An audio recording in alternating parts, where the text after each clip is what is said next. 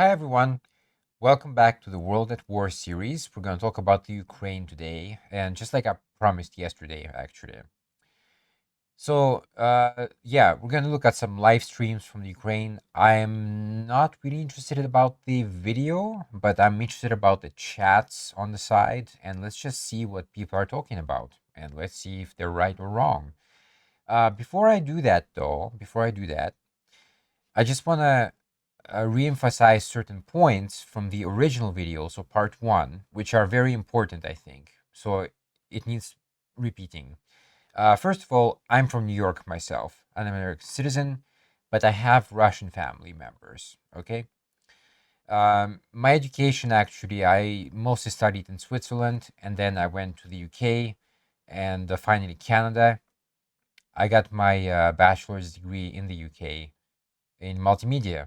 So yeah, even though it's not really related to media, actually, I still know a little bit about it. Anyway, moving on. I'm an independent thinker. I don't think in terms of countries or borders or stuff like that. I think eventually, humanity will come to the same conclusion and will kind of abandon these concepts.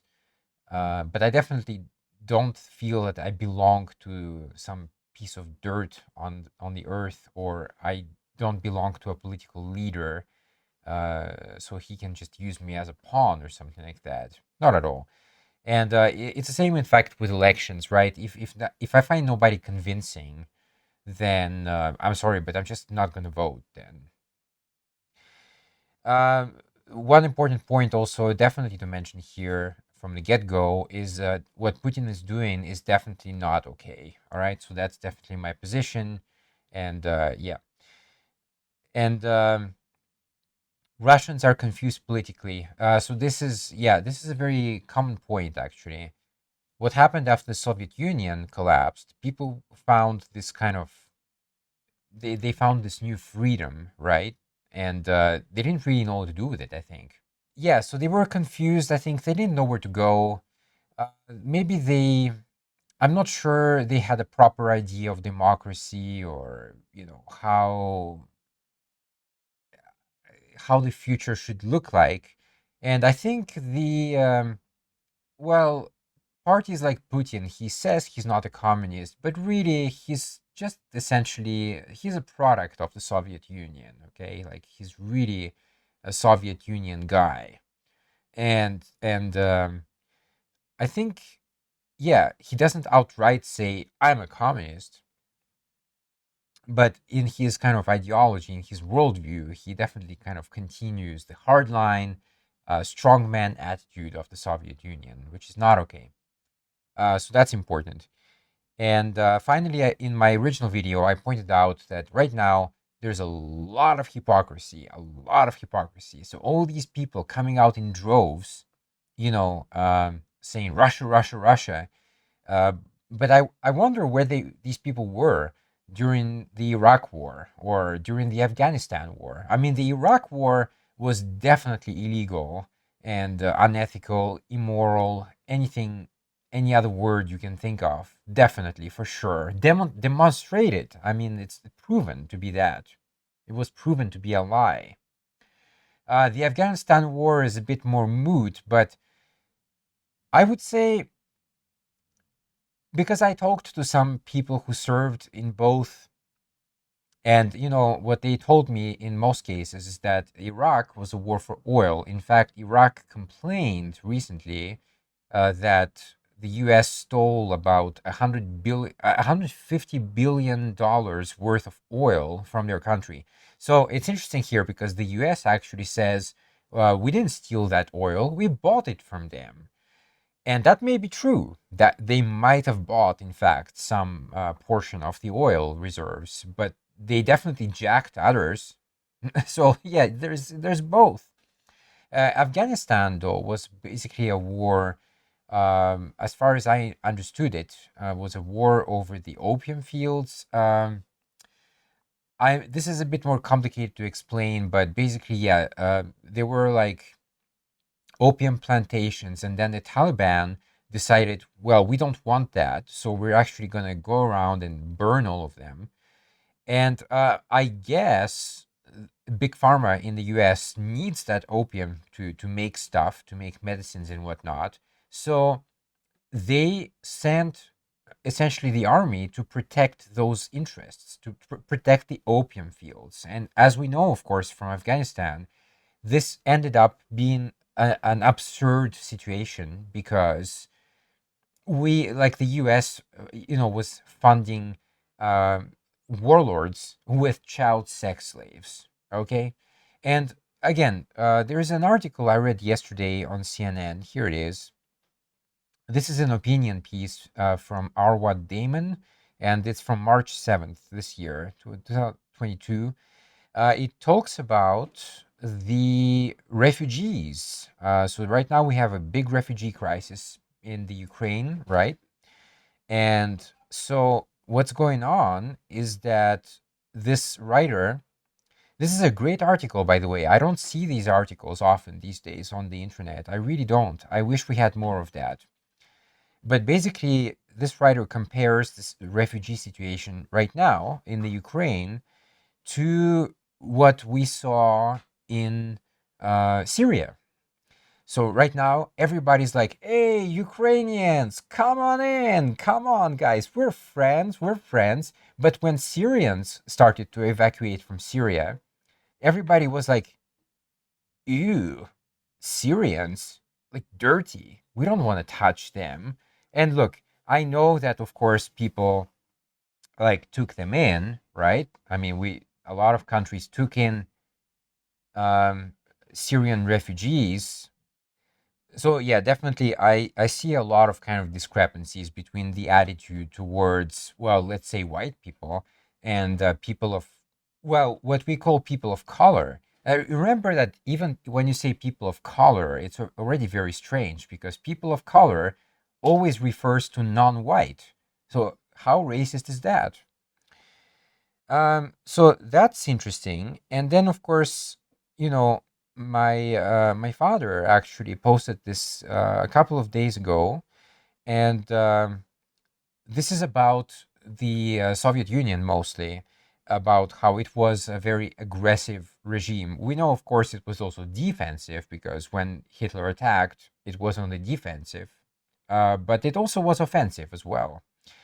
So he mentions a few things here, and the first one I will add to that list. Actually, it is here. Maybe he edited it. I don't know. So the first one is in September 39. The USSR enters Poland, which was a very uneasy alliance, let's say, with Nazi Germany, because Nazi Germany got Western Poland and the Soviet Union got Eastern Poland, but of course not peacefully. This was under the pretext of liberation forces. We're coming to liberate you. In November 39, the USSR invaded Finland, which a lot of people don't know about that because, again, a lot of people don't study history these days. That's very sad. But yes, you can check, you can read about it on the internet. It's a, it's really a disaster on so many levels. It's when you see how it all unfolded, you're like, these Russian generals are drunk or something. There's no way you can be so bad at organizing your army, at providing supply routes, etc. There's no way, unless you're drunk. Anyway, so that was it. But definitely an offensive war. In between October to December 1940, the USSR pretty much occupied Estonia, Lithuania, and Latvia. And a lot of people at the time, I guess, opposed that, and they were sent to the Gulag. And of course, yeah. In '56, there was an army intervention in Hungary to crush a revolution, actually. A revolution, right. In spring on '68, the USSR crushed the Czech Revolution, or was it a revolution? Well, it was a, yeah, something like that. In 79, the USSR invaded Afghanistan, again, for no good reason at all. There were, of course, conflicts after the Soviet Union collapsed. I'm sorry to go on about this, but this is important because this is kind of a historical context that the country, if you actually study the entirety of Russian history, it's a lot of aggression in there. And you can argue that, okay, sure, many countries have that history, and that's true. But these were like expansionist ideas. These were not just like national wars, but were often international ones. So yeah, the Chechen crisis, of course, a lot of people died in there. The estimates are between 150 to 300,000 people just in that region alone. In August 2008, there was a war against Georgia, and this one again doesn't get many mentions, I have to say. Uh, but again, huge disaster. Putin actually used the same trick in Georgia that he's using right now in the Ukraine. In Ukraine, I should say. People always say in the Ukraine, but it's actually just in the Ukraine. Anyway, he declared two provinces of Georgia, which were in total about a quarter of the entirety of Georgian territory. Okay, he declared these two regions independent, and then what? But like Georgians are there. So that means the Georgians now are the occupiers, I should say. And now Russia has to go in and free those regions. That's exactly the trick he tried to do in Ukraine, but I think in Ukraine he definitely went way above that. He just because the two provinces of Luhansk and Donetsk, what do they have to do with Kiev, with invading Kiev? Like nothing, right? Nothing at all. So that tells you that's bullshit. And so yeah, and now, of course, in 2014, the annexation of Crimea, which a lot of Russians still believe that this was legal, and there were international observers said it was legal and fair, where that is not the case at all. That's not the case whatsoever. All the international observers that I've read, they pretty much said, yeah, it was illegal, it was fake, the numbers just are completely fake, they don't make any sense, because it's basically like if I don't know, if you have the state of Texas, right? And let's say 90% of Texas are Mexicans, which is not true, but it's a hypothetical. And then you say, well, that means we're going to have a referendum there. And, if people vote yes, then Texas is going to be part of Mexico. Right? I mean, that's basically the idea there. And of course, it's not okay. Everybody's going to say it's not okay. Just before we go into the live streams, I remember a couple of years ago, something like that happened, in fact, in Catalonia, in Spain. I believe the local government in Barcelona wanted to. Well, I'm not exactly sure what happened. No, I think we don't really know the truth, but they wanted to kind of break away from Madrid in a way. And guess what happened? Madrid sent army of cops to crack some skulls. So yeah, you I don't know. It's complicated. You don't just do a referendum and then whatever. Like suddenly Barcelona is not a part of Spain anymore. It's a bit more complicated than that. But anyway, let's have a look at the live streams. I'm just gonna reduce this thing. Hopefully, I can do it on the fly. There we go. I hope it works. Let's look at a few of them and let's just go see what people are talking about. So this one here, this you have to be very careful first of all because we don't know what exactly we're watching here. I mean, I can also stick right now some kind of text box here above my head and write New York and say like 10 a.m. or something, but it doesn't actually mean though that I'm in New York or that it's 10 a.m. So you have to be very careful what you see, what you hear, because this can be out of date. This can be from last year, from all we know. It could be some kind of recordings that people are regurgitating these days. So just be careful. So these cams, this particular set here, you'll notice, first of all, that the first two are actually the same. The second one is just zoomed in. So again, maybe it's because they don't have other things to show. I don't know, but it's pretty weird. This bowl-shaped structure is the Obolon. I think it's in Kiev. There is a camera here, which is, well, okay, so 8, 12, camera 14. This, people say it's in Pripyat. It could be. Again, I have no way of verifying. It kind of looks like it. I mean, it really looks like area around Chernobyl. So it could be. Could be. But whether it's from now, though, we have no idea. We can't really tell. Um, there's yeah, there's some kind of churches in Kiev. This might be the same church, just from different angles. Obviously, the lighting is different. I'm not sure. And there's a couple of streets. Yeah. There's really not much going on, but I'm interested in the chats. So let's see what people are talking about. There are people complaining about other people using these camera footages as their own, and they say it's kind of stealing. I honestly don't really think so, because these type of cams, I mean, you can watch Mount Fuji, for example. It's free. I'm not sure if it's free to reuse, but maybe.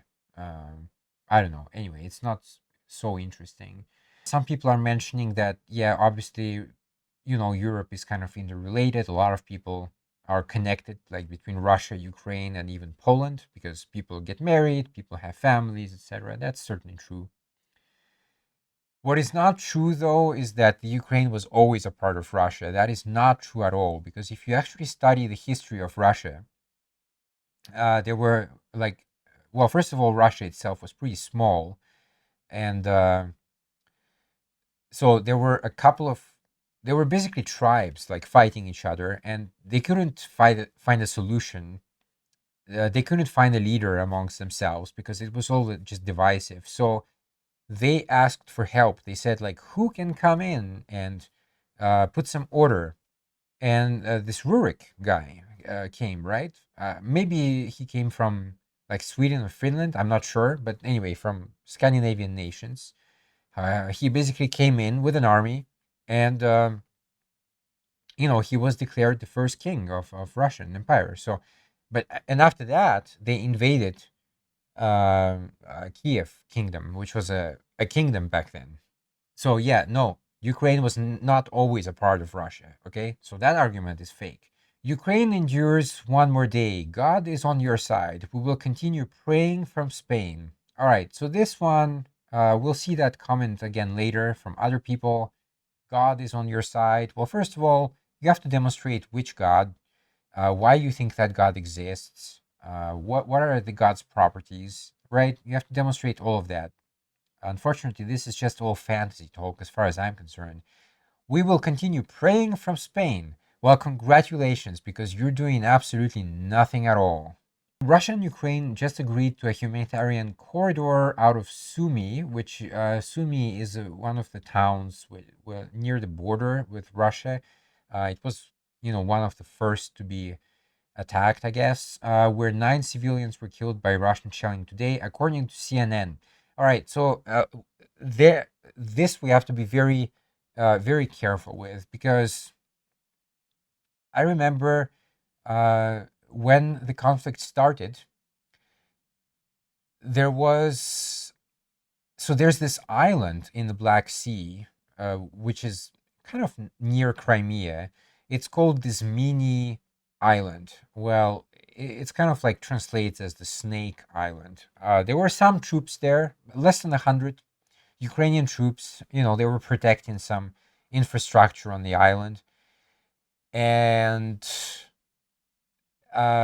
so when the conflict started, CNN and Reuters, in fact, Reuters, I think CNN might have retracted that, but not Reuters. Reuters still has that article, and they were very sneaky. I'll tell you later why.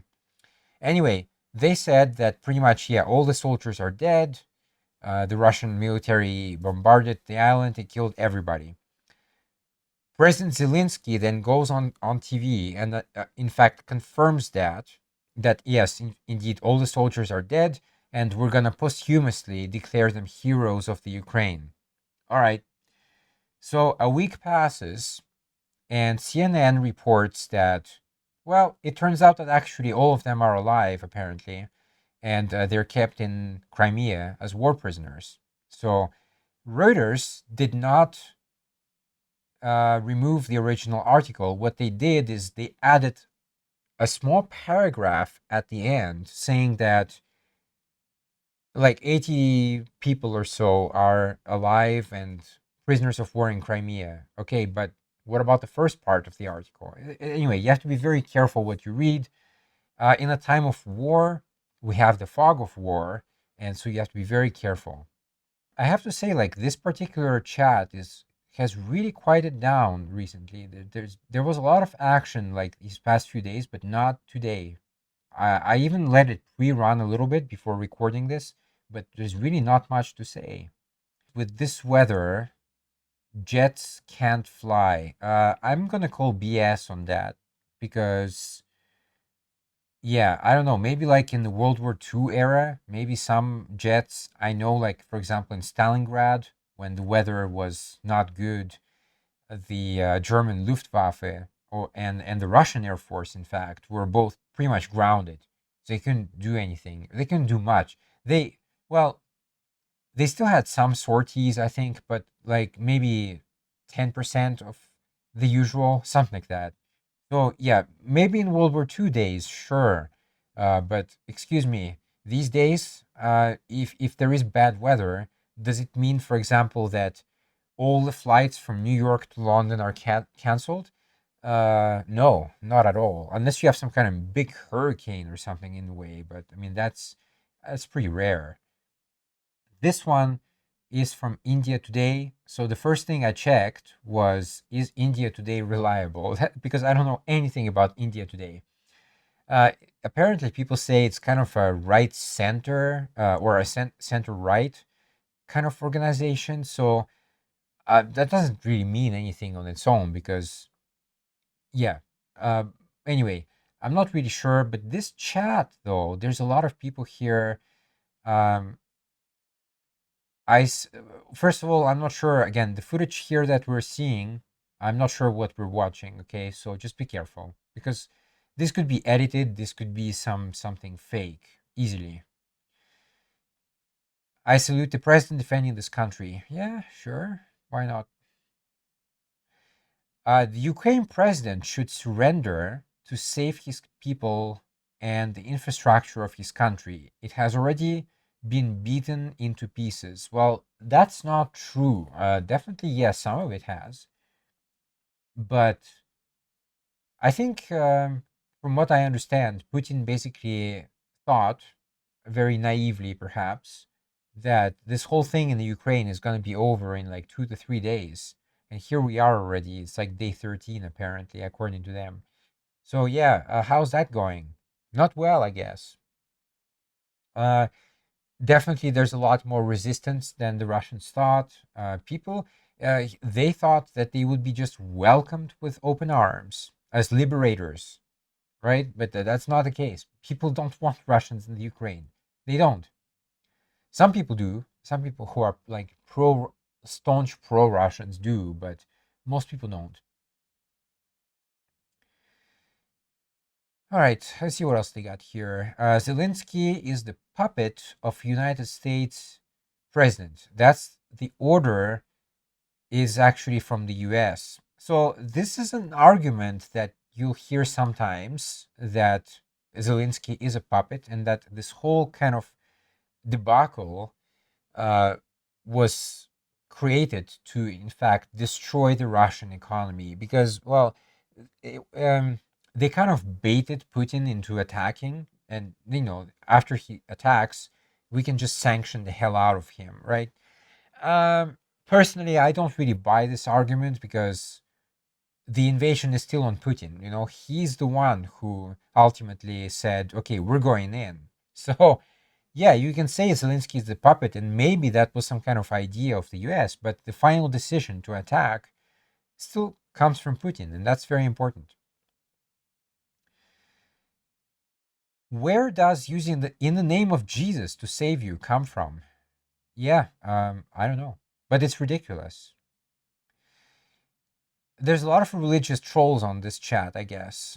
God's enemies, devil demons, all their lies, plans, witchcraft, witches, warlocks, be binded and destroyed in the name of Jesus Christ. Everywhere, always. I wish it was somewhere, sometimes at least, because we have no proof of that whatsoever.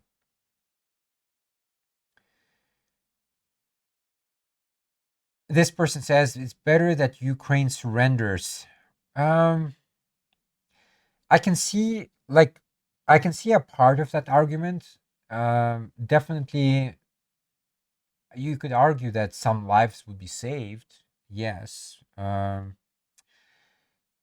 you have to understand kind of the bigger picture because if the Ukraine gets occupied, which I think is the ultimate goal there, I don't think it's going to end well for the Ukrainians there. So yeah, the Russians might go on a purge, or I mean, look, just read about the Holodomor, see what happened there. Russia is a very powerful country in the world, defeated Germany at the time of World War II. Well, that's true, although it was the Soviet Union, but okay. Who is the reason for World War II? USA is just showcase to world, surrender is best in my option. So you can see just from this chat that a lot of people are kind of really angling towards like a surrender of the Ukraine, which I'm not for. All weapons against Russia and Putin be binded and broken in the name of Jesus Christ. Ukraine fighting for the people. People are dying and migrating. He just needs to surrender to prevent war. Again, one more time. This is kind of an interesting point actually, because like I'm in Japan and people there's a faction of Japanese, well, the communists here, they actually say the same thing. Like if China invades Japan, we should just surrender. And you like I'm not gonna again, people maybe don't know the history very well these days, but if you know the history between Japan and China, you'll probably know that it's not going to end well for the Japanese, because the Chinese definitely have not forgotten all the crimes committed by the Japanese during World War II. So that's not going to end well. And that's why I'm arguing the same thing might happen in Ukraine, some kind of purge. And that's what I'm worried about.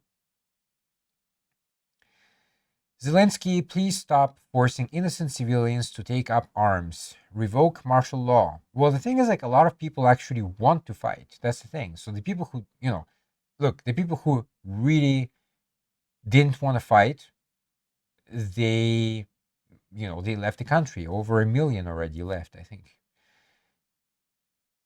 I read like a weird thing. It was like a couple of days ago, I guess. Apparently, I'm not sure if it's true though, but Zelensky said that everybody between the age of 18 and 60 now cannot leave the country. Now, that I'm not for. I mean, I know what he's trying to do.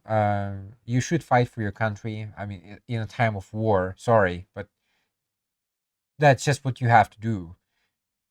At the same time, though, I don't think it should be an obligation. Like, yeah, you should do it, but at the same time, you shouldn't just like block people from leaving. If they really don't want to fight for whatever reason, maybe some people just they just want to live at the end of the day. So they should be free to leave. It sucks for the government because you're losing manpower and you're losing potential firepower. That sucks. But yeah, you can't just block people from leaving, man. That's shitty. Okay, there's one person here says revolution in Russia. How did the last one turn out? That's my first question. How did that go? Again, yeah, the revolution of 1917 is not something you want to repeat. Trust me, you don't want a repeat of that. Complete disaster. Complete disaster. Probably today it would be different. Obviously, it would be different because back then a lot of people were farmers basically. These days, not so much. These people work in Russia. The jobs are mostly like in the industry sector these days, so IT stuff like that. So I would say even if you have some kind of worker revolution, it would not be the same as 1917. But yeah, just be careful what you wish for because you might end up with somebody even worse. Usually, revolutions favor the far right. We saw that in France as well. I mean, Napoleon was pretty far right. Let's be honest there. Did Napoleon do some good though? Yes, he did. But ultimately, he also went on this huge crusade in Europe that killed a lot of people. So nice sunny day. All right, let's see what people say here. So now, yeah, now this chat is very strange because like this is just like random stuff. First of all, people are talking about a uh, filet of fish sandwich. All right, as if that's relevant. Regardless of what you think, the DPR and the LPR want to be Russian. Let them be Russian. DPR and LPR. DPR. Oh, Donetsk. Okay, so it talks about Donetsk and Luhansk People's Republics. They want to be Russian. Let them be Russian. I'm not actually sure that's really true. And first of all, you have to understand this is within Ukrainian territory. This is Ukraine territory.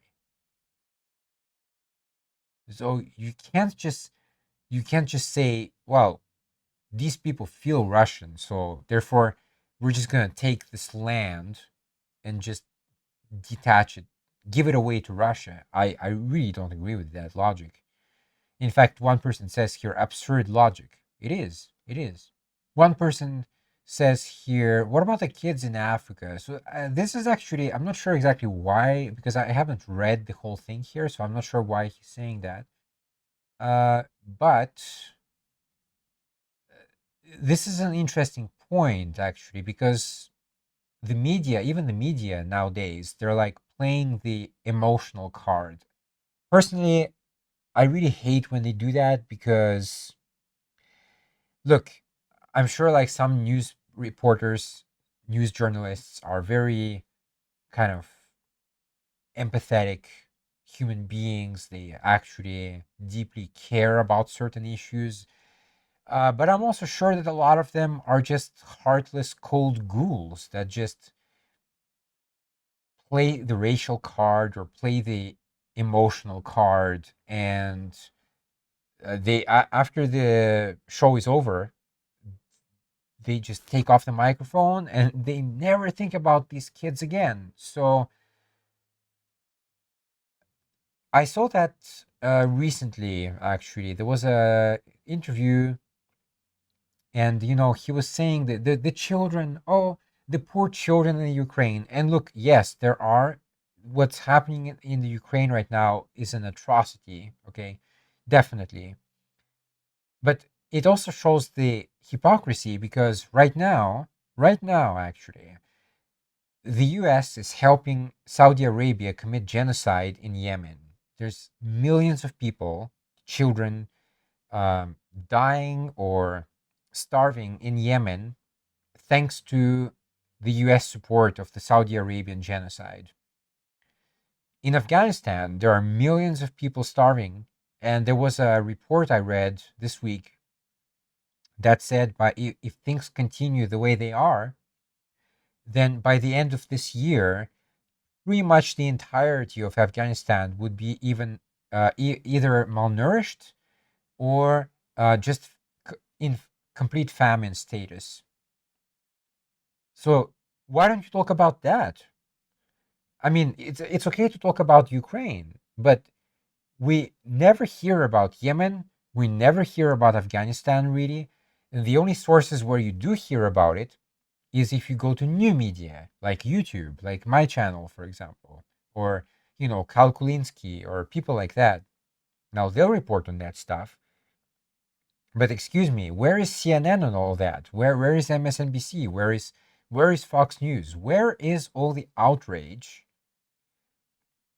And again, I think it goes back to a kind of idea of racism. So when, brown skinned people die somewhere, it's like, who cares? Who counts? But if it's white people, like in the Ukraine, it's like, oh my God, like people are dying. We have to like do this coverage 24/7. I don't know. For me, just doesn't add up. Just doesn't add up. So it's very weird.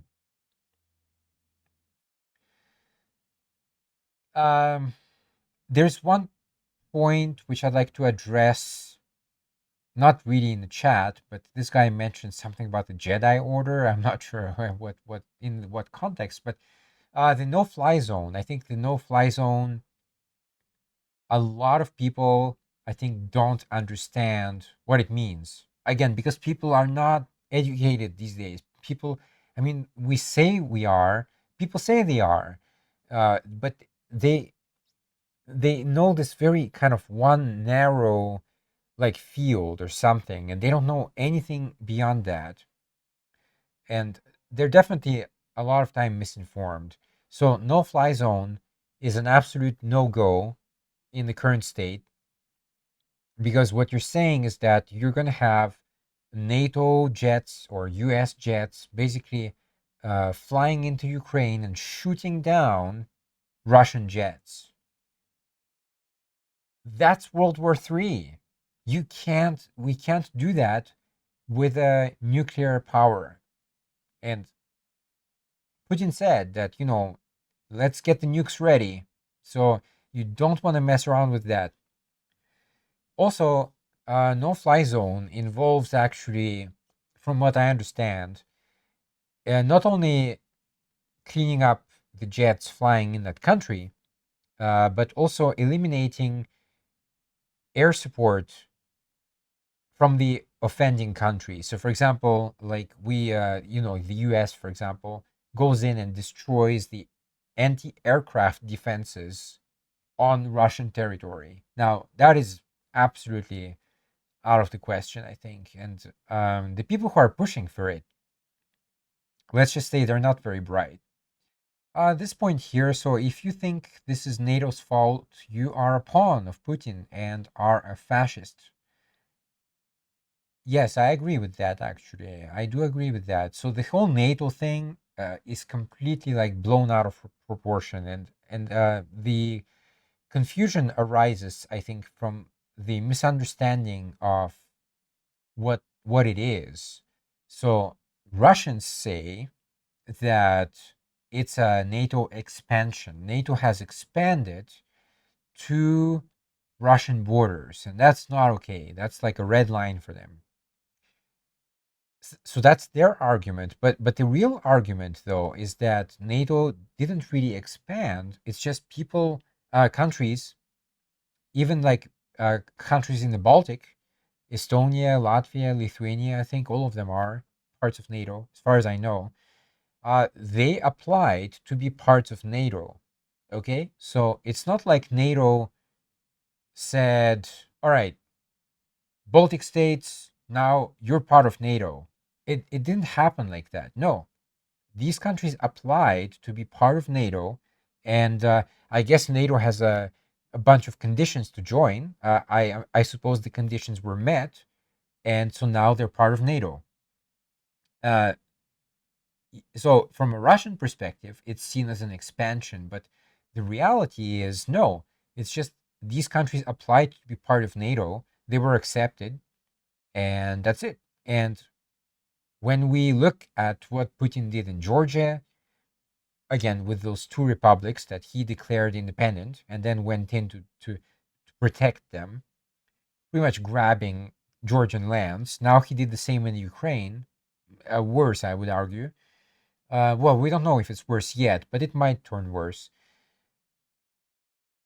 So this is not okay. Like what he's doing is not okay. And I actually, if you look at the definition of fascism, uh, Putin absolutely qualifies for every single dot of what fascism means. It's not just um, an authoritarian dictator, that is a part of it, but it's also state-controlled media, suppression of opposition, suppression of free press. Yeah, I mean, look, he got like there was a politician, Boris Nemtsov. He was the leader of the opposition. I'm not exactly sure when. That guy was assassinated, just like in the middle of Moscow. He was just assassinated. Alexei Navalny, who is another opposition leader, he was poisoned. I think he was poisoned before a flight to Germany, and then like on the flight, he felt really bad, and well, they were able to help him, luckily, in Germany. And then, of course, when he came back to Russia, he could have chosen to stay in Germany, but he went back to Russia and immediately got arrested at the border and has been in jail ever since. So this is what happens to political opposition in Russia. Okay, so he's absolutely a fascist, 100%. The Poland border, although again, I'm not sure this is actually the Poland border. Let's put it live. It could be. It could be some people camping somewhere as well. You know what I mean? But anyway, let's just again, I'm assuming that these are like genuine camps. Could be wrong. Just be careful. Just be skeptical. Definitely, like if you look at this one here, this says it's live, right? It's pretty sunny here. And if you look at this one here, if it's very foggy. So that's weird. So that's what I'm saying. Just be careful because you might think you're watching one thing, but actually you're watching something else or a different time or something like that. In this chat, people are talking about gas prices. It's a weird point because like these people say that oh, I'm so like worried about the Ukraine and like the poor children, but actually what they're worried about is their gas bill. So this Tom Loden, he says, with all these sanctions, internet providers are looking at their links too. They can't get paid. Do they cut off Russia before they default? Russia even wants their ASN closed off too. I'm not sure what the ASN is. Not an IT guy, but the internet being cut off in Russia, I think that's a terrible idea. Again, it's one of those ideas which I think is terrible. I mean, the no-fly zone is it's just a disastrous idea. But the cutting off the internet is also a very bad idea. Why is that? Well, because I actually want an open exchange of ideas. It could be bad ideas too, but the thing is like if you are there's a lot of debate these days about free speech, and there are people who say they are free speech absolutists, which means that in that case, you can't like just go, you can't censor anything at all. Like you have to allow everything, and because once you start censoring things, it's a slippery slope. Like where do you stop, right? Or you're just cutting out the ideas that you don't like. So you just want everybody to agree with you, right? That's what you want. It's a kind of a big echo chamber. So yeah, I don't want the internet to be cut off from Russia. I think ideas need to flow in there. You know, people back there are watching like Netflix shows or whatever. They get exposed to like new ideas. Okay, all right, sure. Let's say even Western ideas. if you if you cut off the internet, you have a scenario like in North Korea. North Korea doesn't have an internet. I mean, it has like a local thing there, but it's completely cut off from the rest of the world. So what happens in that case is that, well, from dusk till dawn, you have state propaganda on TV, radio, internet, local internet. Uh, it's worship your leader. worship the piece of dirt rock called North Korea all day long, stuff like that. Um, that might actually reinforce then it might make people rally behind Putin, and that's not what we want right now. We want people to break away from him, to lower his support. That's what we need. So yeah, you don't cut off the internet. Of course, there's some people here who have their comments deleted. Unfortunately, I don't know what they said. So it would be that those comments are interesting because that's probably some kind of propaganda there. I want to see what they said. All right, guys, that's it for today. I think I covered a lot of ground. There's a lot of comments I went through, kind of gave you a lot of background, etc. This is obviously not the whole story. I really recommend just studying history in general. If you're interested more about military aspects, there are some amazing YouTube channels these days that cover military strategy, tactics, etc., etc. Just off the top of my head, channel Kings and Generals is great.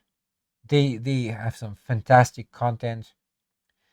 Uh, there's Tick History, which is pretty good. I don't agree with everything that he says, uh, but definitely a lot of interesting stuff there. And he has this very huge going documentary series on the Battle of Stalingrad. I think it's already like over 30 episodes or something like that, and they vary between 30 to 40 minutes in length. It really goes. I wouldn't say it goes to like the level, the micro level of soldier by soldier, but definitely like battalion by battalion, division. Well, division is bigger, but regiment perhaps. I'm not sure, like because I'm not really familiar so much with military terms myself, so I don't know. But it goes into really great detail about like who goes where, when, what happened. So obviously, to make this kind of content, you basically have to live in the archive. You have to read a lot of stuff, and because if you just read one source, it's not good enough. It's kind of like in high school, right? I mean, when I was in high school, history class was just one textbook, and that's it. Um, I think again, if you're trying to pass an exam, I guess it's enough. But I think the point, because I was a teacher as well before. I was a teacher. I'm a teacher now, but it's more kind of just private, and it's a language anyway. It's not history. I wish I taught history. You can't just look at one source. You have to look at many sources and compare and contrast, because yeah, you're gonna read a lot of memoirs, for example, from World War II, like Nazi generals, like Guderian, for example. And look, eh, the what a lot of Nazis, like after the war, what they did is, instead of like blaming themselves from time to time for their own failures, they just put all the blame on Hitler. This is all Hitler's fault. It's not my fault. And that's an easy way to kind of brush yourself off and absolve yourself of the crimes you committed. So yeah. Anyway, and it's going to be very biased as well. So be careful. Anyway, that's it for this video. I may do this again in the future. I am not sure at all. Um, I really kind of wanted this to be a two-part video, really. But yeah, if there's more, then stay tuned to the channel, subscribe, and just wait for the content. But really, I'm just interested in doing this. Of course, if it picks up and it gets a million views or something, people find it interesting and get information, then great, I'll do more. But otherwise, I have other things to do. So, anyway, stay safe, take care, and I'll see you around. JC signing off.